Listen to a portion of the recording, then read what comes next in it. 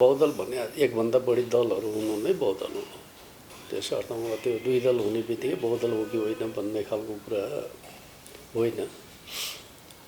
मुख्य कुरा चाहिँ हामीले कुनै दल विशेषलाई कानुनले नियन्त्रण गरेर दुई दल बनाउने कुरा गरे होइन।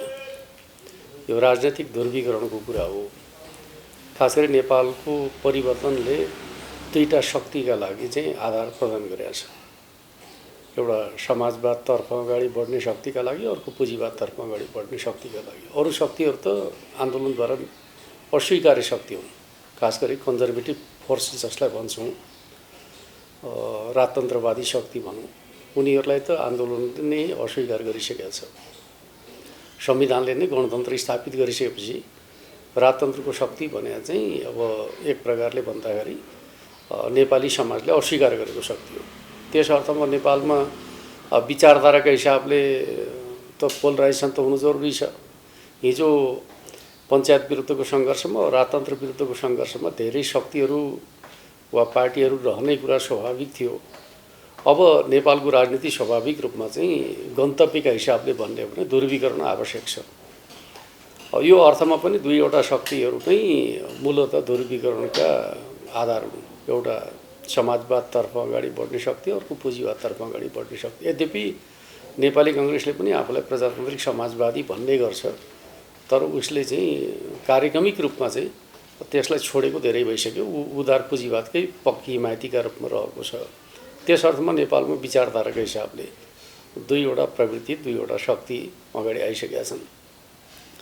र बाँकी शक्तिहरू जो अस्तित्वमा छन्, पञ्चायत विरोधी आन्दोलनदेखि अस्तित्वमा छन्, उनीहरू चाहिँ एक प्रकारले भन्दा दुई शक्तिको वरिपरि ध्रुवीकरण हुने प्रक्रियामा छन्।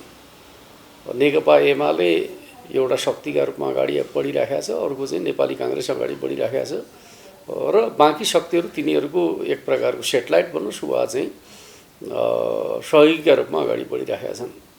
यो नै नेपाली राजनीतिको भविष्यको बाटो हो भन्ने मलाई लाग्छ। अब कसलाई मन पर्छ पर्दैन एउटा पक्ष हो, तर अब नेपाली जनताले विकल्पका रूपमा नयाँ पार्टी खोज्न पाउँछ पाउँदैन भन्दाखेरि कानुनी रूपमा पाउँछ। त्यो भने फेरि के हुन्छ भने एउटा पार्टी समाप्त हुने, अर्को पार्टी आउने हो। त्यस अर्थमा चाहिँ विचारधाराका हिसाबले ध्रुवीकरण नेपालका सन्दर्भमा जरुरी छ भन्ने कुरालाई बुझ्नुपर्छ। नेपालको राजनीतिका आजका चुनौती र समस्याहरूका सन्दर्भमा हेर्दाखेरि तीनवटा चिजलाई हामी आधार बनाउँ। पहिलो कुरा चाहिँ राजनीतिक अस्थिरता। अस्थिरताको कारण भनेको चाहिँ बहु शक्तिहरू अस्तित्वमा रहनु र कुनै एउटा शक्तिले चाहिँ स्थायित्वका लागि चाहिँ पर्याप्त जनादेश प्राप्त नगर्नु हो। गठबन्धनको राजनीतिले मुलुकलाई गन्तव्यहीन बनाउँछ भन्ने कुरा पटक पटक प्रमाणित भइसकेको छ। त्यस अर्थमा चाहिँ अस्थिरताबाट जोगिने हो भने बलियो राष्ट्रिय शक्तिको आवश्यकता पर्छ। दोस्रो सन्दर्भ चाहिँ नेपालमा जुन बाह्य चलखेलको कुरा गर्छौँ, जति धेरै दलहरू त्यति धेरै चलखेलको सम्भावना, किन कसै न कसैलाई बोक्ने खालको सम्भावना रहन्छ। त्यस अर्थमा चाहिँ बलियो राष्ट्रिय शक्ति निर्माण गर्न सकियो भने बाह्य चलखेल पनि कम हुन्छ।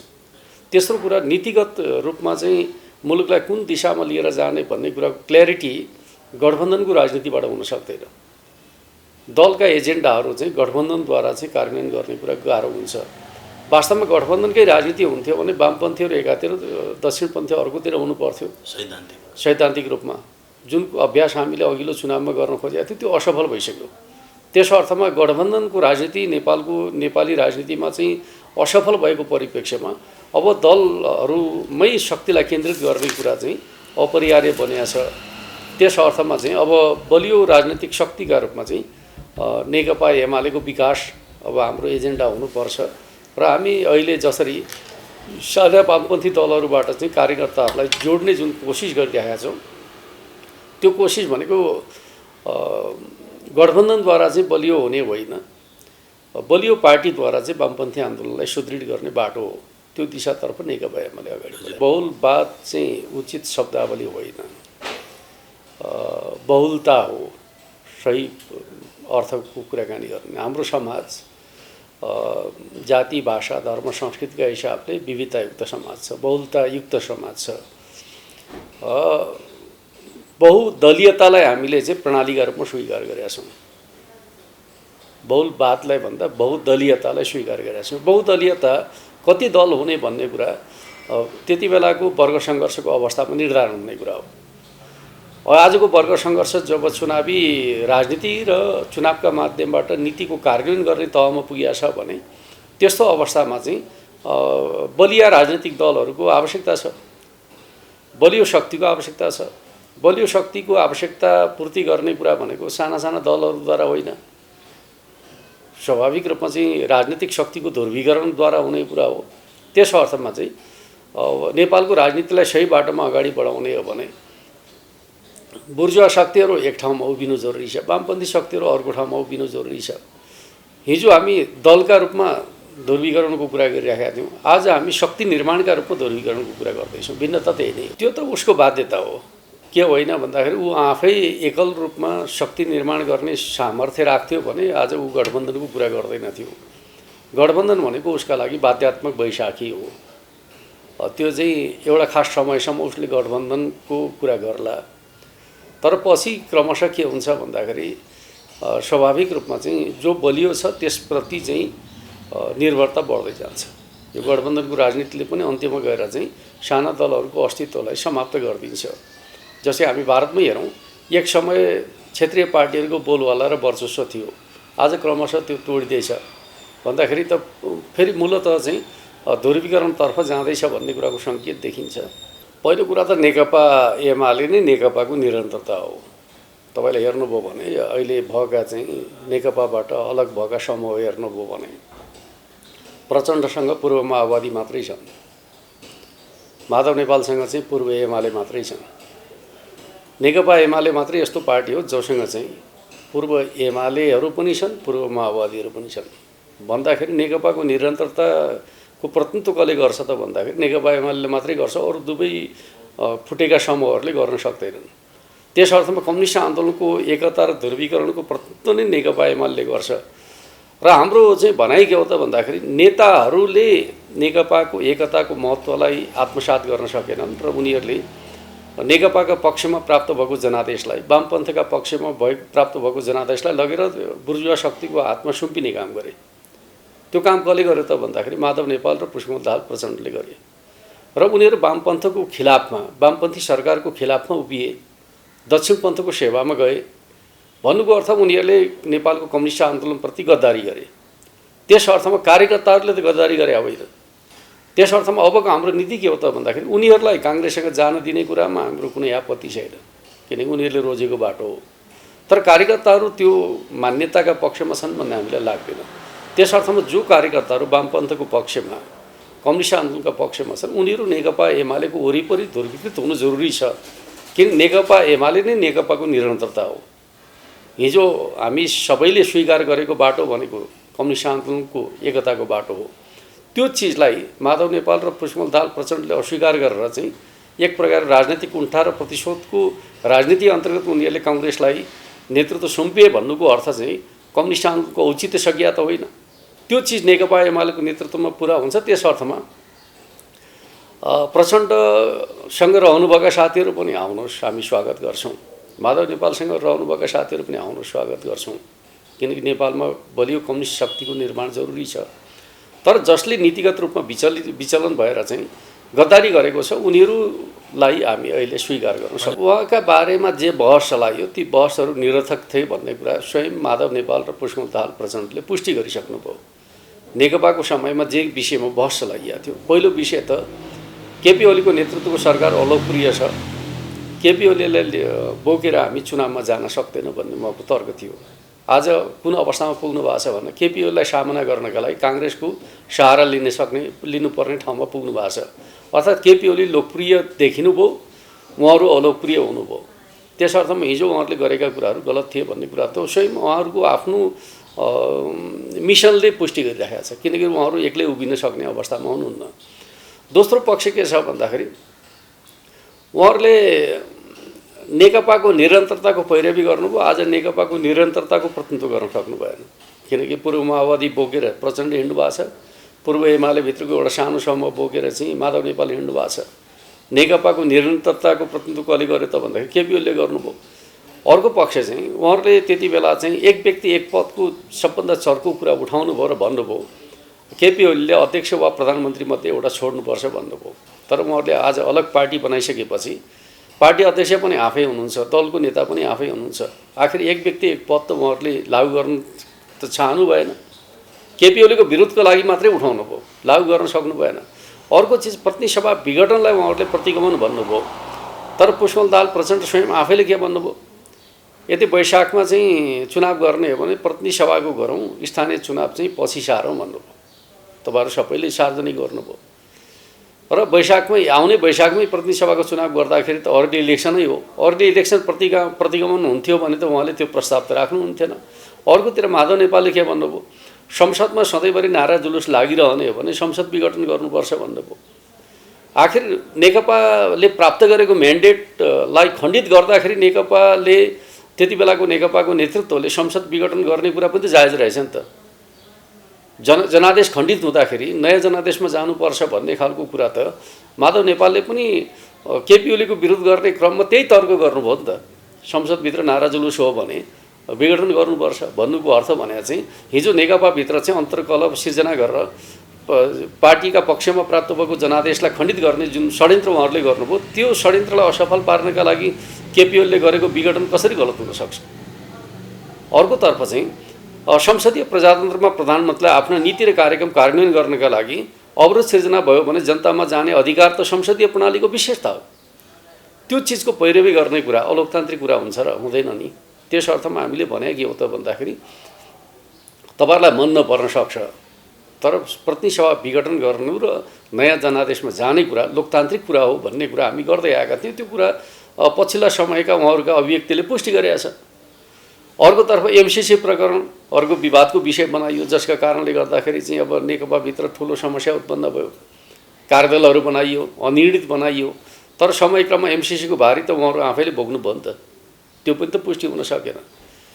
त्यसै गरी अब हरेक विषयहरू हेर्दै जानुभयो भने अध्यादेशको विषय एउटा ठुलो विषय बनाइयो। तपाईँलाई थाहा छँदैछ 40%मा दल विभाजन गर्न पाउने कुरा गरियो, अध्यादेशका माध्यमबाट विरोध गर्नुभयो। पछि उहाँहरूले 20%मा दल विभाजन गर्ने कानुन ल्याएर चाहिँ दल विभाजन गरेर फेरि त्यो अध्यादेश फिर्ता लिने खालको कुरा गर्नुभयो। भन्दाखेरि नेकपा कालमा केपी ओलीको जे विरोध गर्नुभएको थियो त्यो त सबै उहाँले दोहोऱ्याइसक्नुभयो त। त्यस अर्थमा अब केपी ओलीको विरोधको कुनै एजेन्डा बाँकी रह्यो र? केही पनि बाँकी रहेन। त्यस अर्थमा केपी ओलीको विरोध भनेको चाहिँ एक प्रकारले चाहिँ कुण्ठाग्रस्त मानसिकताको परिणाम रहेछ, एक प्रकारले चाहिँ शक्ति सङ्घर्षको परिणाम रहेछ। शक्ति सङ्घर्षमा जनताको कार्यकर्ताको साथ नपाउँदाको छटपटी रहेछ उहाँहरूको। आज त त्यही कुरा पुष्टि भएको छ नि त। त्यस अर्थमा यो विषयलाई केपी ओलीको के हो भन्ने कुरा चाहिँ केपी ओलीले प्रचण्ड र माधव नेपाललाई समयमा चिन्न नसक्नु उहाँको कमजोरी हो। फेस गर्ने होइन शानदार ढङ्गले फेस गर्छ। जस्तै म तपाईँहरूलाई बताउँ, जति बेला जनताको इच्छा र आकाङ्क्षाका विरुद्ध गठबन्धन तयार हुन्छ, जनमत त्यसका विपक्षमा हुन्छ। अहिले बनिरहेको 5 दलीय गठबन्धन एक त त्यो लोकतान्त्रिक बाटोबाट बनेन, परमादेशबाट बन्यो। हाम्रो संविधानले, कानुनले, परम्पराले अदालतलाई प्रधानमन्त्री तोक्ने अधिकार दिएकै छैन। कम्ती उहाँहरूले के भन्नु पर्थ्यो भन्दाखेरि अदालतबाट प्रधानमन्त्री तोक्ने कुरा हामीलाई स्वीकार्य छैन भन्न सक्नु पर्थ्यो नीतिगत रूपमा भए पनि। तर उहाँहरूलाई लागि चाहिँ अदालतबाट परमादेश नै उहाँहरूको रुचिको विषय बन्यो र उहाँहरू स्वयं आफैले त्यो परमादेशका लागि सेटिङ गरेको कुरा बाहिर आयो र अदालतभित्र चाहिँ अब परमादेशका लागि उहाँहरूले मन्त्री पुरस्कार दिने कुरा गर्नुभयो। त्यसपछि मान पदवी दिने कुरा गर्नुभयो, जसलाई चाहिँ एक प्रकारले भन्दै भने आम सञ्चार माध्यमले बाहिर ल्याइदियो र मान पदवी त उहाँहरूले ग्रहण नै गरिहाल्नुभयो। तर चाहिँ मन्त्री बनाएको चिजलाई पछि फिर्ता गर्न बाध्य बनाइयो। भन्दाखेरि त यो सबै चिजले के गर्छ भन्दाखेरि यो सरकार, गठबन्धन सरकार बनेको बाटो पनि कुनै लोकतान्त्रिक बाटो होइन। एक प्रकारले अदालतद्वारा एक सेटिङको प्रक्रियाद्वारा सरकार गठन भयो र यसरी बनेको सरकार जनता र राष्ट्रका पक्षमा राम्रो काम गरे भए त हुन्थ्यो नि त। राम्रो काम गर्न सकेन। पहिलो कुरा त नेपालको राजनीतिभित्र 3वटा विषय चाहिँ मुख्य प्रश्नका रूपमा रहेका छन्। आज हामी कसरी अगाडि बढ्ने भन्ने सन्दर्भमा पहिलो कुरा स्वाधीनता, स्वाभिमान र राष्ट्रिय हितका प्रश्नमा यो खरो साबित भयो कि भन्दाखेरि त्यो त देख्न सकिएन। किनकि महाकालीको तुइन प्रकरणमा यसले सार्वजनिक रूपमा बोल्ने आँट पनि गरेन, सम्बन्धित पक्षलाई चाहिँ ध्यानकर्षण गर्नु पनि सकेन। त्यस पछाडि चाहिँ अब कालापानी लिम्पियादेउरा क्षेत्रमा, लिपुलेक क्षेत्रमा सडक बनिरहेको कुरा खुलेआम रूपमा चाहिँ भारतीय पक्षले चर्चामा ल्याउँदाखेरि चाहिँ त्यो कुरा चाहिँ अनुचित हो भन्न पनि सकेन। भन्दाखेरि राष्ट्रिय हितका प्रश्नमा पनि यो चाहिँ कमजोर साबित भयो, बोल्नै नसक्ने सरकारका रूपमा रह्यो। अर्कोतर्फ चाहिँ विकास र समृद्धिका प्रश्नको कुराकानी गर्नुहुन्छ भने 1400 आयोजनाहरू कटौती गरेर चाहिँ राहत वितरण गर्ने कुरामा उसको रुचि बढ्यो, विकासमा यसको जोड रहेन। भन्नुको अर्थ चाहिँ देश निर्माणको प्रश्न आजको मुख्य प्रश्न हो भने यो गठबन्धन देश निर्माणका प्रश्नमा त उदासीन रह्यो त, त्यो ढङ्गले अगाडि बढ्न सकेन। तेस्रो प्रश्न चाहिँ मुलुकको आर्थिक व्यवस्थालाई हामी कसरी अगाडि बढाइराखेका छौँ भन्ने कोणबाट हेर्ने हो भने इतिहासकै सबभन्दा कमजोर अवस्थामा मुलुकको अर्थतन्त्र पर्यो। अब गर्दा गर्दा अर्थमन्त्री स्वयं आफैले के भन्न थाल्नुभयो, पुरानो सरकारको नीतिका कारणले गर्दाखेरि आज समस्या उत्पन्न भयो। त्यो नीति त उहाँले चाहिँ प्रतिस्थापन विधेयक मार्फत करेक्सन गरे होइन र? जनतालाई कतिसम्म गुमराह राख्ने भन्दाखेरि यदि पुरानै बजेट निरन्तर राखे भए त समस्या भएको भए दोष लगाउन पाइन्थ्यो। उहाँले प्रतिस्थापन विधेयकका माध्यमबाट नीति सबै परिवर्तन गरिदिने, आज उत्पन्न भएको सङ्कटलाई हिजोको नीतिको निरन्तरताका रूपमा आलोचना गर्न मिल्छ र? त्यस अर्थमा आज मुलुकको अर्थतन्त्रको अवस्था कस्तो छ भन्ने कुराको बारेमा चर्चा गर्दाखेरि पहिलो कुरा त मुलुकमा मौद्रिक सङ्कट उत्पन्न भएको छ, मौद्रिक तरलतामा सङ्कट छ। त्यस पछाडि चाहिँ अब विदेशी मुद्राको सञ्चितमा समस्या छ, शोधनान्तर बचतको अवस्थाबाट घाटाको अवस्थामा गएको छ, रेमिटेन्स घटेको छ, बैङ्कहरू चाहिँ लगानी गर्न नसक्ने स्थितिमा पुगेका छन्। यो खालको चाहिँ जुन प्रकारको सङ्कट मुलुकमा उत्पन्न भएको छ यो चिज त जनताले प्रत्यक्ष रूपमा भोगिरहेका छन्। अर्कोतर्फ चाहिँ नेकपा एमाले सरकारबाट हट्दाखेरि मुलुकमा मूल्य वृद्धिको दर चाहिँ 4% भन्दा तल थियो, अहिले 7% भन्दा माथि पुगेको छ। भन्दाखेरि कहाँनिर उहाँहरू चाहिँ जनताका पक्षमा देखिनुभयो भन्दाखेरि कुनै पनि क्षेत्रमा, न विकास र समृद्धिको क्षेत्रमा भन्नुहोस्, न स्वाधीनता र स्वाभिमानको क्षेत्रमा भन्नुहोस्, न आर्थिक प्रणालीलाई व्यवस्थित गर्ने कुराका सन्दर्भमा उहाँहरू सही बाटोमा हुनुहुन्छ भन्दाखेरि राज्यले गर्ने काम जे हो त्यो काममा त उहाँहरू असफल हुनुहुन्छ भने राज्य सञ्चालन गर्ने अधिकार उहाँहरूको छ र? छैन नि। त्यो वास्तवमा भन्दै हो भने उहाँहरूले गरेको चाहिँ नीतिगत सेटिङको परिणाम हो। खास गरी भन्सार दरलाई एक प्रकारले भन्यो भने प्रायोजित ढङ्गले जसरी चाहिँ चलखेल गर्ने खालको काम भयो। आज तपाईँहरूले ख्याल के गर्नुपर्छ भन्दाखेरि आवश्यकताभन्दा बढी वस्तु आयात गरिएको छ, त्यो चाहिँ भन्सार दलमा चलखेल गरेर आयात भएको छ र व्यापारीको लाभका लागि, कमिसनका लागि चाहिँ त्यस प्रकारका नीतिहरू अवलम्बन गरिरहेका छन्। आवश्यकताभन्दा बढी वस्तु आयात हुँदाखेरि विदेशी मुद्रा त बाहिर गयो र त्यो चिज बजारमा आएर बिक्री हुन सकिरहेको छैन। एकातिर यो खालको समस्या छ। अर्कोतर्फ चाहिँ वैदेशिक सहायता आउन कम भएको छ। एउटा त स्रोत के हो त भन्दाखेरि वैदेशिक सहायता हो। वैदेशिक सहायता लगानी कम भएपछि स्वाभाविक रूपमा चाहिँ त्यसको असर अर्थतन्त्रमा पर्ने भयो। अर्को पक्ष के छ भन्दाखेरि वैध च्यानलबाट आउने रेमिटेन्स वैध च्यानलबाट आउनु छोडेको छ। के अरे बाहिर जाने मान्छे घटेको छैन, तर रेमिटेन्स चाहिँ घटेको छ भन्नुको अर्थ त यिनीहरू अवैध कारोबारमा संलग्न छन् भन्ने कुरा त स्वतः पुष्टि छ। यो सबै चिजको असर कहाँ पर्यो त भन्दाखेरि मुलुकको अर्थतन्त्रमाथि पर्यो। वास्तवमा अर्थ मन्त्रालयले आर्थिक नेतृत्व गर्न सकेन सारमा भन्नुहुन्छ भने। पहिलो कुरा त गएको चुनाव भने स्थानीय चुनावको कुरा हो भने त्यस्तो होइन। स्थानीय चुनावमा नेपाली काङ्ग्रेस र माओवादी केन्द्र नै गठबन्धनमा थिए, हामी चाहिँ एक्लै थियौँ। तर पनि हामीले झन्डै 40% स्थानमा विजय हासिल गरे। त्यहाँदेखि त्यो पक्ष चाहिँ लाई पनि हेर्नुपर्छ। अर्कोतर्फ जनमत भने 5 वर्ष पछाडिको जनमत भने कस्तो हुन्छ भन्ने कुरा भर्खरै तपाईँहरूले चाहिँ पन्जाबको चुनाव देख्नुभयो नि। विगतको जनमतलाई आधार बनाएर विश्लेषण गरे भए त परिणाम त नयाँ आउने थिएन। त्यस अर्थमा विगतमा कसले कति भोट ल्यायो भनेर हिसाब किताब गरेर चाहिँ आज चाहिँ फरकास्ट गर्ने जुन चलन चलेको छ त्यो भने त 5 वर्षको कामको मूल्याङ्कन गर्ने खालको चाहिँ दृष्टिकोणभन्दा विपरीत कुरा हो। त्यसका लागि त चुनावै किन गर्नु पर्यो? पहिलेको 5 वर्ष अगाडिको जनमत यथावत रहन्छ भन्ने कुराको आधारमा फरकास्ट गर्ने र त्यसैलाई विश्लेषण गर्ने हो भने नयाँ चुनावको आवश्यकता के छ? केही पनि छैन। जनमत भनेको जहिलेसुकै परिवर्तन भइरहन्छ, त्यो फेकजायल हुन्छ र उनीहरूले पार्टीहरूले गरेका कामका आधारमा भविष्यमा गर्न सक्ने कामको प्रतिबद्धताका आधारमा जनताले आफ्नो दृष्टिकोण बनाउँछन् भन्ने कुरामा विश्वास गर्नु पर्यो नि। जनता भने परम्परागत हुन्छन्, उनीहरूमा कुनै दृष्टिकोण हुँदैन भन्ने खालको मान्यताबाट चाहिँ नेपाली मिडियामा बढी विश्लेषण भए देख्छु म चाहिँ। 5 वर्ष अगाडिको चुनावको डेटा प्रस्तुत गरेर चाहिँ फलानुको यति थियो, एमाले यतिले जितेको थियो, अब चाहिँ गाह्रो छ भन्ने खालको विश्लेषण गरेर सुन्छु। अबको विश्लेषण के हुनु पर्यो भन्दाखेरि जनताको मुडमा कस्तो परिवर्तन भइरहेको छ, त्यो मुड परिवर्तन गठबन्धनका पक्षमा छ कि एमालेका पक्षमा छ कि अरू कसैका पक्षमा छ, विश्लेषण त त्यो हो नि। त्यसकारण हिजोको जनमत होइन, अब आउने जनमतको मुड के हो भन्ने कुरा बताउन सक्दाखेरि चाहिँ त्यो सही प्रकारको विश्लेषण हुन्छ। म के ठान्छु भन्दाखेरि अबको जनमतको चाहिँ दिशा हिजोको भन्दा फरक छ, तर त्यो नेकपा एमालेको पक्षमा छ। र अहिले जुन प्रकारले चाहिँ नेकपा एमाले विगतमा कमजोर भएका ठाउँहरूमा सबभन्दा ज्यादा आकर्षण पैदा भइरहेको छ। मध्य प्रदेशमा हेर्नुभयो भने दैनिक रूपमा प्रवेशको लहर चलिरहेको छ र सामान्य मान्छे मात्रै होइन, कति बेला के लाग्छ सामान्य मान्छेलाई लल्लाइ फकाइ गरेर प्रवेश गराएको होला भन्ने कुरा होइन। निर्वाचित जनप्रतिनिधिहरू, पूर्व सांसदहरू, मन्त्रीहरू प्रवेश गरिरहेका छन् भन्नुको अर्थ राजनीतिको डिरेक्सन चेन्ज भयो भन्ने कुराको सङ्केत होइन र। म तपाईँलाई भन्छु, हिजो हामीसँग दुईवटा एजेन्डा थिए जति बेला हामी स्थानीय चुनावमा जाँदै थियौँ। दुईवटा एजेन्डा मध्ये एउटा एजेन्डा नाकाबन्दीको सामना, अर्को एजेन्डा के थियो, जनताका मुर्जाएका सपनाहरूलाई जागृत गरेका छौँ भनेर उहाँले सपना देखाउन थाल्नु भएको थियो। तर अहिले हामीसँग के छ, राष्ट्रियता र स्वाभिमानका प्रश्नमा सबभन्दा बलियो प्रश्न भनेको जमिनको प्रश्न हो, सोभरिटीको प्रश्न हो। हामी गुमीको भूभागलाई समेटेर नक्सा प्रकाशित गरेका छौँ।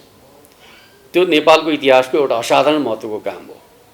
त्यो चाहिँ अरूले गर्ने थिचोमिचोको प्रश्नभन्दा आफ्नो जमिनको हकको प्रश्न चाहिँ महत्त्वपूर्ण प्रश्न हो। र हामी के भन्छौँ भन्दाखेरि नक्सा हामीले स्थापित गरेका छौँ, अब नक्सा बदल्ने सामर्थ्य कसैको छैन, किनकि हामी संविधान संशोधनका माध्यमबाट सर्वसम्मत रूपमा नक्सा परिवर्तन गरेका छौँ।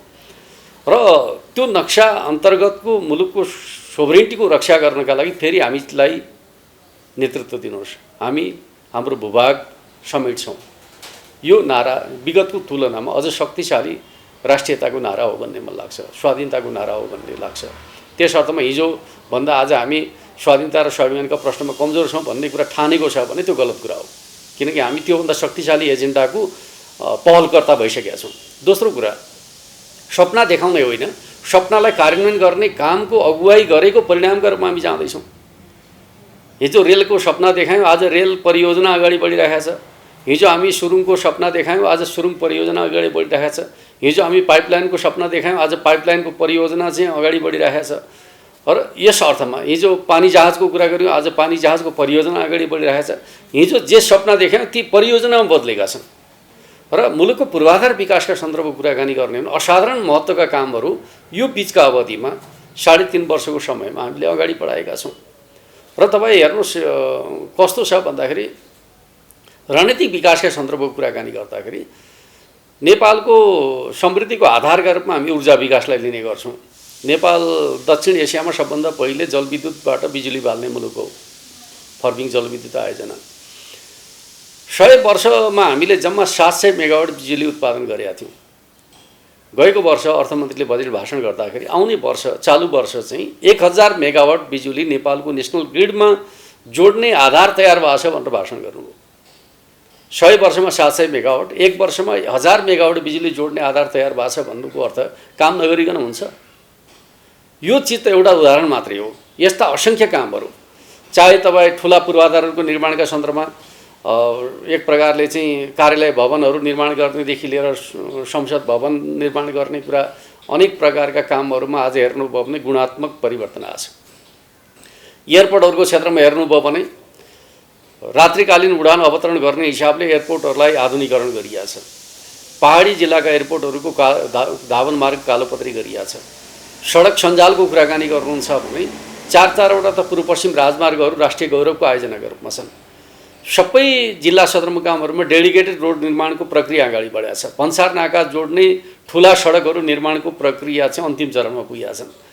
भन्दाखेरि सडक पूर्वाधारमा हेर्नुहुन्छ कि तपाईँ चाहिँ पर्यटन पूर्वाधारका हिसाबले सरकारले चाहिँ अब भिजिट नेपाल 2020 अगाडि बढाइरहँदाखेरि चाहिँ पूर्वाधारमा जुन प्रकारको लगानी गरे, यद्यपि कोभिड-19 का कारणले गर्दाखेरि उनीहरूले समस्या बेहोरेका छन्, तर सामर्थ्य निर्माण त भएको छ नि।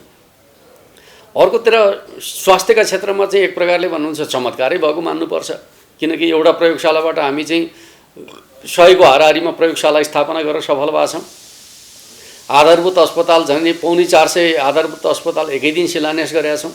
भन्नुको अर्थ यो तहका काम गरेको सरकार एकातिर छ, अर्कोतिर केही गर्न नसकेर चाहिँ नीतिविहीन गन्तव्यविहीन सरकारले राज्यको नेतृत्व गरिरहेको यो चिज जनताले बुझ्दैन र त्यस अर्थमा अहिले केपी ओली माथिको घेराबन्दी भनेको केपीको बढ्दो लोकप्रियता र उसको काम गर्ने जुन स्पिड छ त्यसलाई रोक्ने षड्यन्त्र मात्रै हो भन्ने कुरा बुझिया छैन र त्यस अर्थमा म के ठान्छु भन्दाखेरि हिजोको भन्दा बढी आकर्षण आज नेपाली जनतामा नेकपा एमाले प्रति छ भन्ने कुरा सत्य हो र यसलाई अब प्रमाणित गर्न त स्वाभाविक रूपमा चाहिँ वैशाख 30 को निर्वाचन त पर्खिनै पर्छ। यसपटक चाहिँ के छ भन्दाखेरि उनीहरू यति एक्सपोज भइसकेका छन् कि हिजोको विभाजन भने यस प्रकारले एक्सपोज भएको विभाजन थिएन, किनकि उनीहरूले अलगै दल निर्माण गरेर अगाडि बढ्ने कोसिस गरेका थिए। पछिसम्म चुनावमा मिलेर जाने खालको एजेन्डा उनीहरूको थिएन। उनीहरू त एक प्रकारले भन्दैन अलग दलका हैसियतमा हामी स्वतन्त्र अस्तित्वमा जान सक्छौँ, नेकपा एमालेलाई चुनौती दिन्छौँ भन्ने आँटका साथ गएका थिए। तर आज त उनीहरू हाकाहाकी नेपाली काङ्ग्रेससँग मिलेर जान्छौँ भन्दैछन्। भन्नुको अर्थ चाहिँ वामपन्थीहरू राष्ट्रिय फोर्ससँग मिलेर जाने खालको एजेन्डा बोकेर जनताको बिचमा जान्छन् भन्नुको अर्थ त्यो वामपन्थी जनमत चाहिँ उनीहरूसँग जान्छ र जाँदैन नि। नेता जान्छन्, अवश्य जान्छन्, नेता जाने कुरामा कुनै सन्देह छैन, तर जनमत त जाँदैन नि त। नेकपा एमाले भनेको नेपालको वामपन्थी आन्दोलनको मात्रै प्रतिनिधिमूलक शक्ति होइन, नेपालको लोकतान्त्रिक आन्दोलनको पनि सबभन्दा भरपर्दो शक्ति कुन हो भन्दाखेरि नेकपा एमाले हो। त्यसर्थ नेकपा एमाले तपाईँले लोकतान्त्रिक आन्दोलनबाट अलग गरेर हेर्नुहुन्छ भने नेपालको लोकतान्त्रिक आन्दोलन नै अपूर्ण हुन्छ। त्यस अर्थमा नेकपा एमाले नेपालको लोकतान्त्रिक आन्दोलनको पनि मुख्य शक्ति हो र नेपालको कम्युनिस्ट आन्दोलनको पनि मुख्य शक्ति हो र कम्युनिस्ट आन्दोलनको एजेन्डा कार्यान्वयन गर्ने कुरा भनेको भविष्यको कुरा हो। अहिले त हामी लोकतान्त्रिक आन्दोलनका एजेन्डाहरू कार्यान्वयन गर्ने प्रक्रियामा छौँ। भन्नुको अर्थ अहिले चाहिँ बाह्य अन्तर्राष्ट्रिय जगतले नेपालमा कम्युनिस्ट आन्दोलनका विरुद्ध घेराबन्दी गर्ने योजना अन्तर्गत यो सब भइरहेको छ भन्ने खालको कुरा गर्दा त स्वाभाविक रूपमा नेपाली जनता अझ ज्यादा स्वाधीनता र स्वाभिमानका पक्षमा देशभक्तिका पक्षमा रहेका जनताले त्यो कुरा स्वीकार्ने प्रश्नै आउँदैन। तर मलाई के लाग्दैन भन्दाखेरि यो चाहिँ नेपालमा नेकपा एमालेको बढ्दो लोकप्रियताबाट चाहिँ आफ्नो अस्तित्वको सङ्कट महसुस गरेका शक्तिहरूको पोलराइजेसन हो। होइन होइन, हामी सफल भएको। हामीले दुईटा नीतिहरूमध्ये के गर्ने भन्दाखेरि हाम्रो पहिलो नीति नै के थियो भन्दाखेरि एमसिसीको भारी चाहिँ पुष्पकमल प्रचण्ड र माधव नेपाललाई बोकाएर चाहिँ संसदमा पुर्याउने खालको नीति हाम्रो थियो र हामीले नेपाली कङ्ग्रेसलाई तपाईँहरूको जोड त्यसैमा हुनुपर्छ, यदि उनीहरूले त्यो कुरामा तयार भएनन् भने विकल्पमा हामी के गर्नुपर्छ छलफल गरौँ, नत्र तपाईँहरूले चाहिँ सरकारमा भएका दलहरूलाई नै एमसिसीका पक्षमा उभ्याउनुपर्छ, हामी के सहयोग गर्ने हो गर्न तयार छौँ भनेको थियो। म तपाईँलाई के भन्छु भन्दाखेरि चीन नेपालको आन्तरिक राजनीतिमा दखलअन्दाजी गर्ने उसको कुनै चरित्र नै छैन। सदैव ऊ असल एउटा छिमेकीका रूपमा असल मित्रका रूपमा उसले भूमिका निर्वाह गर्दै आएको छ र यतिसम्म कि अहिलेको गठबन्धन सरकारलाई सहयोग गर्नका लागि कोभिडकै बिचमा चाहिँ परराष्ट्र मन्त्री आएर चाहिँ त्यति ठुलो सहायताको घोषणा गरेर जानुभएको छ भन्नुको अर्थ चाहिँ त्यसलाई त्यो रूपमा बुझ्नु जरुरी छैन। स्वाभाविक रूपमा चाहिँ हाम्रो चीनसँगको सम्बन्ध चाहिँ पार्टीगत सम्बन्ध पनि छ र राजनीतिक सम्बन्ध पनि छ। त्यस अर्थमा हामीले अब छिमेकीका मुलुकका हिसाबले हाम्रो सम्बन्धलाई निरन्तरता दिँदै आएका छौँ, त्यो कुनै अनौठा कुरा होइन। हामी सही छौँ त्यसमा त कुनै सन्देह नै छैन, जनता पनि हाम्रा साथमा छन् त्यसमा पनि कुनै सन्देह छैन। गठबन्धनबाट हामीलाई जित्ने जुन कोसिस भएको छ त्यसलाई हामी पराजित गर्छौँ। उनीहरूको विगतको पृष्ठभूमि र चुनाव जित्ने सम्भावनालाई आकलन गरेर चाहिँ पाउन सक्छन्। मलाई त कस्तो लाग्छ भन्दाखेरि अब अहिले जुन प्रकारको उभाड छ त्यो उभाडका हिसाबले हामी एक्लै 50% भन्दा ज्यादा स्थानमा विजय हासिल गर्न सक्ने अवस्थामा छ। रणनीति त स्थानीय चुनाव पछाडि चाहिँ भविष्यको रणनीति बनाउने भन्ने कुरा त स्वतः भइहाल्छ होइन।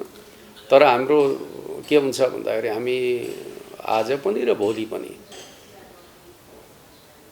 विगतको जस्तो एउटै चुनावी घोषणापत्रबाट गठबन्धन बनाएर जाने मान्यताका पक्षमा छैन, त्यो त स्पष्टै छ। किनकि हाम्रो आफ्नो नीति कार्यान्वयन गर्ने बाटोमा मुलुकलाई लानुपर्छ भन्ने मान्यताका पक्षमा छौँ र स्थानीय तहमा तालमेल गर्न सकिन्छ भन्ने खालको कुरा अहिले पनि छ, भोलि पनि रहन्छ। होइन, मुलुकमा तीनवटा सन्दर्भका बारेमा अघि पनि मैले चर्चा गरेको छु। यदि मुलुकलाई एउटा स्वाधीन मुलुकका रूपमा आत्मविश्वासयुक्त मुलुकका रूपमा नेकपा एमालेको भूमिका यदि तपाईँहरूलाई मनपर्छ भने स्वाभाविक रूपमा तपाईँहरूले चाहिँ नेकपा एमालेलाई साथ दिनुपर्छ र हिजो कुन पार्टीमा भोट हाल्यौँ भन्ने कुरालाई अब बिर्सिदिनुपर्छ। मुलुकको स्वाधीनता, स्वाभिमान र राष्ट्रिय हितका पक्षमा जे जति कामहरू पछिल्ला समयमा भए नेकपा एमाले र केपी ओलीको नेतृत्वमा भए कसले विरोध गर्छ भन्ने कुराको के अर्थ राख्दैन। जति पनि एजेन्डाहरू चाहिँ रहे म तपाईँहरूलाई बताउन चाहन्छु। नाकाबन्दीको सामना गर्ने कुरा, नेपालको समग्र भूभागलाई समेटेर नक्सा प्रकाशित गर्ने कुरा, भारतसँग नसुल्झिएका थुप्रै प्रश्नहरूलाई सुल्झाउने प्रयासका कुराहरू, पुराना सन्धि सम्झौताहरूको पुनरावलोकन गर्ने कुराहरू, कलकत्ता पोर्टको विकल्प खोज्ने कुराहरू, पेट्रोलियम पदार्थको ढुवानीका लागि पाइपलाइन निर्माण गर्ने कुराहरू, 18 घण्टाको लोड सेडिङ अन्त्य गर्नका लागि विद्युत व्यापारको कुराहरू, यो सबै कुरा हाम्रै समयमा भएका कुराहरू। अर्कोतिर विकास र समृद्धिका प्रश्न नै आजको राजनीतिको मुख्य प्रश्न हो भने त्यसमा काम गर्न सक्ने पार्टी र नेतृत्व कुन हो भन्ने कुरामा अब कुनै विवाद छ र नेकपा एमाले नै त्यस्तो पार्टी हो र केपी शर्मा ओली नै विकास र समृद्धिको पहलकर्ता हो भन्ने कुरा त स्थापित भइसकेको छ। त्यो चिज अब नेपालको राजनीतिको गन्तव्य हो भने हिजो कुन पार्टीमा को हुनुहुन्थ्यो भन्ने कुरालाई बिर्सिदिनुहोस्। आउनुहोस् नेकपा एमालेको नेतृत्वमा राष्ट्र निर्माणको अभियानमा जुटौँ र त्यसै गरी अब नेपाली समाजलाई कुन दिशातर्फ अगाडि बढाउने, उदार पुँजीवादको बाटोमा अगाडि बढाउने कि सामाजिक न्याय सहितको लोककल्याणकै राज्य व्यवस्थातर्फ अगाडि बढ्ने भन्ने कुरामा तपाईँहरूको छनौट सामाजिक न्याय सहितको लोककल्याणकारी राज्य व्यवस्थातर्फ हो भने नेकपा एमालेको साथमा आउनुहोस् र मुलुक यो हिसाबले दुईटा ध्रुवमा ध्रुवीकृत हुने जुन प्रक्रिया अगाडि बढेको छ त्यसमा नेकपा एमालेको नेतृत्व नै देशको समृद्धि र विकासका लागि चाहिँ सार्थक हुन्छ भन्ने कुरा चाहिँ हामीले आफ्ना कामद्वारा देखाएका छौँ र हामीले एउटा राष्ट्रिय आकाङ्क्षाका रूपमा, सङ्कल्पका रूपमा समृद्ध नेपाल, सुखी नेपालीलाई अगाडि सारेका छौँ। त्यसमा कसैको विमति हुन सक्दैन भन्ने मलाई लाग्छ। हाम्रो गन्तव्य त्यही नै हो। त्यसमा सबैलाई साथ दिनका लागि म अनुरोध गर्न चाहन्छु।